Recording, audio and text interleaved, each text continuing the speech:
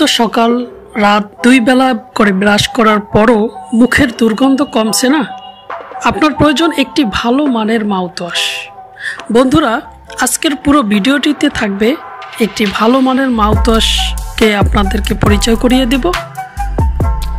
পুরো ভিডিওটি আপনি দেখতে থাকুন এবং কিভাবে আপনি ব্যবহার করবেন। আপনি যদি আমার চ্যানেলটিতে নতুন হয়ে থাকেন তাহলে চ্যানেলটি সাবস্ক্রাইব করে রাখুন, পাশে থাকা বেল আইকনটি অন করে রাখুন।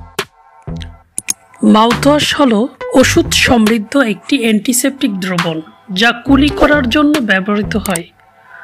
মুখ ও মুখে গহ্বরের সংক্রমণ রোধে মাউথওয়াশ ব্যবহার করা যেতে পারে, বিশেষ করে যখন দাঁত ব্রাশ করা সম্ভব হয় না বা সমস্যা হয়, যেমন অপারেশনের পর যখন কোনো রোগী পূর্ণ বিশ্রামে থাকে, সে সময় মাউথওয়াশ দাঁত ব্রাশের বিকল্প হিসাবে ব্যবহার করা যেতে পারে।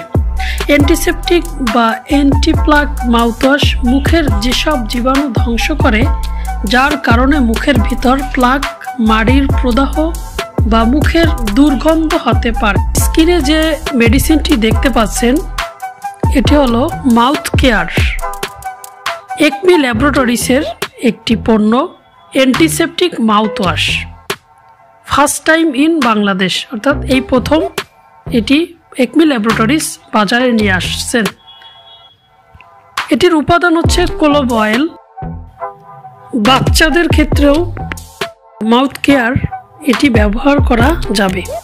খুব কম প্রাইসে আপনি এটি পেয়ে যাবেন। মাউথওয়াশ কাদের জন্য প্রযোজ্য? 1 নম্বরে মুখে দুর্গন্ধ, 2 নম্বর দাঁতের ক্ষয়রোধ, অর্থাৎ যাদের দাঁতে ক্ষয় রয়েছে তারা এই পণ্যটি ব্যবহার করতে পারেন। 3 নম্বরে দাঁত ব্যথা, যাদের দাঁত ব্যথা রয়েছে তারা মাউথওয়াশটি ব্যবহার করতে পারেন। ব্যবহার বিধি: বড়দের জন্য 5 মিলি মাউথওয়াশ সাথে 10 মিলি অথবা 15 মিলি পানি 30 সেকেন্ড ধরে কুলি করতে হবে। 30 সেকেন্ডের বেশি কুলি করা যাবে না। বড়দের ক্ষেত্রে 5 মিলি ওষুধ, 10 অথবা 15 মিলি পানি 30 সেকেন্ডের মতো গড়গড়া করে কুলি করতে হবে। বাচ্চাদের ক্ষেত্রে 2.5 মিলি ওষুধ সাথে 10 মিলি পানি 30 সেকেন্ড কুলি করতে হবে। বাচ্চাদের ক্ষেত্রে 2.5 মিলি অর্থাৎ 2.5 মিলি এবং 10 মিলি পানি 30 সেকেন্ডের মতো গড়গড়া করে কুলি করতে হবে। তো বন্ধুরা, আজকের ভিডিওটি আপনার কাছে কেমন লাগলো অবশ্যই কমেন্ট বক্সে জানাবেন। আপনি আমার চ্যানেলটিতে নতুন হলে চ্যানেলটি সাবস্ক্রাইব করে রাখুন, পাশে থাকা বেল আইকনটি অন করে রাখুন।